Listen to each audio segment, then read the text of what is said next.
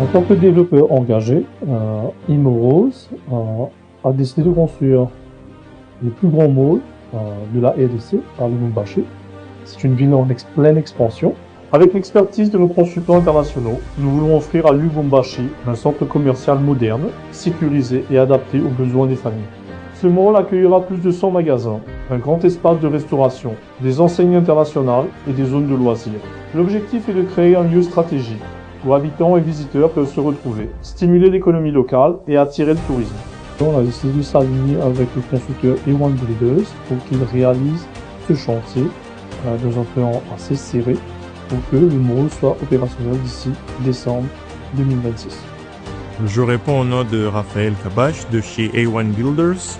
Je travaille sur le projet Miroir Mall en tant qu'ingénieur civil sur site. Je m'occupe principalement de la supervision des travaux.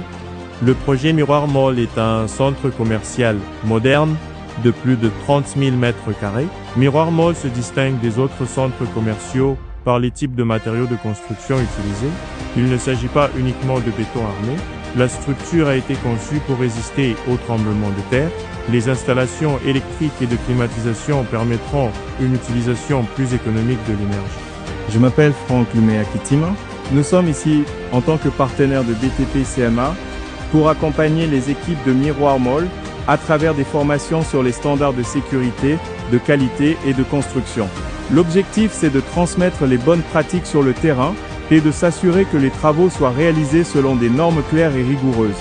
Ces formations mènent à une certification qui valorise le travail des ouvriers et garantit la fiabilité du chantier.